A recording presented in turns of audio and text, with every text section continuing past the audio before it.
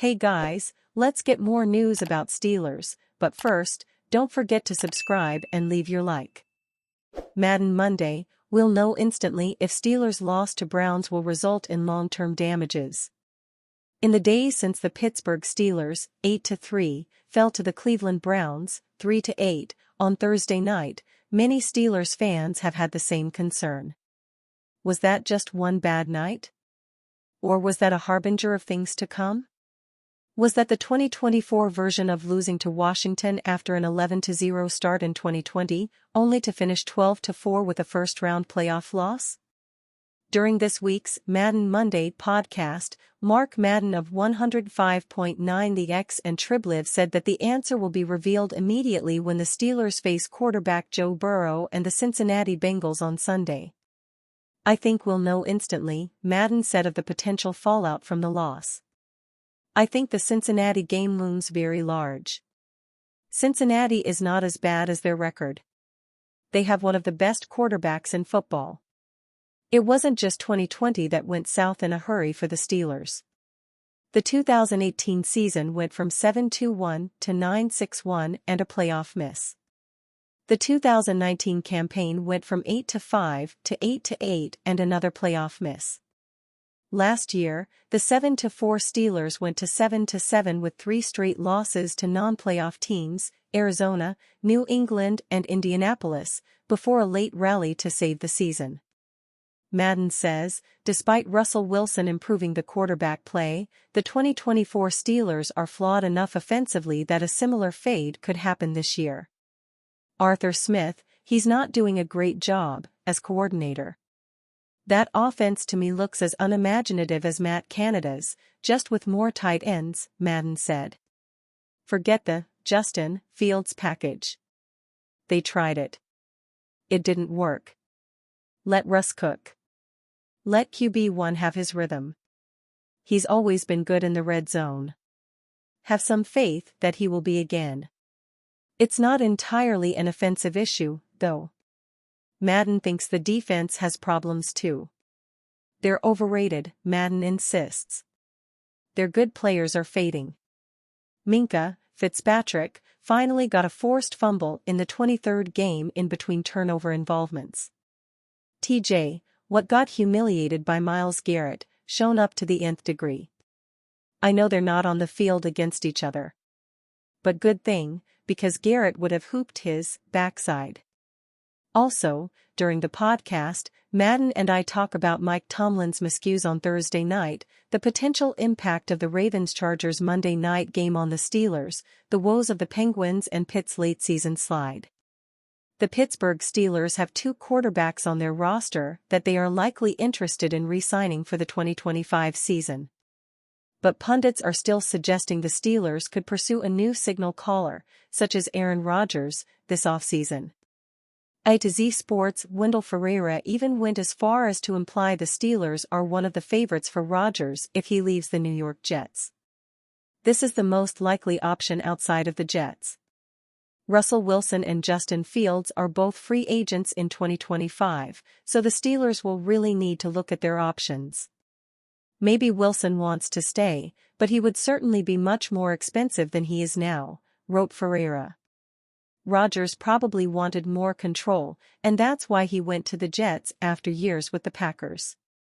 But it didn't work, so going to a franchise where he would be the quarterback, and nothing beyond that, with a respected head coach in Mike Tomlin would make sense.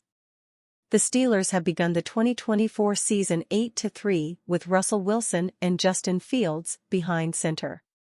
That includes a 4-1 mark with Wilson. But Rodgers, who has earned nearly $381 million during his NFL career, could take the Pittsburgh offense to another level if he found his MVP form again. Rodgers has won the MVP award 4 times in his Hall of Fame career. He captured the prestigious individual award most recently in 2021. Steelers' Minkah Fitzpatrick hammered with 5-figure fine after Ravens clash. The Pittsburgh Steelers will try to pick up the pieces after their loss to the Cleveland Browns on November 21. but Steelers safety Minkah Fitzpatrick is also still dealing with fallout from the team's previous rival matchup against the Baltimore Ravens in Week 11. The NFL fined Fitzpatrick $11,255 for his late hit on offensive lineman Patrick McCrary during the first half versus Baltimore. Fitzpatrick delivered the hit after Ravens tight end Isaiah Likely fumbled late in the second quarter. The Steelers' safety, along with McCrary, received offsetting unsportsmanlike conduct penalties. Fitzpatrick has received quite a bit of anger from Browns fans since his 2023 Week 2 hit knocked out running back Nick Chubb for the rest of the season. But it was the Ravens, not the Browns, who Fitzpatrick engaged with during the third week of November. The Fitzpatrick-McCrary scrap was one of several from the Steelers-Ravens matchup in Week 11. An aggressive moment from the normally quiet Fitzpatrick, but it fit with how the game went, Steelers Depot's Alex Kozora wrote. The first half of Sunday's showdown felt like classic Steelers-Ravens. Intense and physical and pushing the boundary of what the refs were permitting. Pittsburgh's offensive line set the tone with Zach Frazier, R.G. Mason McCormick and a more aggressive R.T. Broderick Jones scrapping with any Ravens defenders they could get their hands on. CB Marlon Humphrey was the main combatant. They all avoided fine. Even Chris Boswell briefly entered the ring with some brief jawing after making a first-half field goal.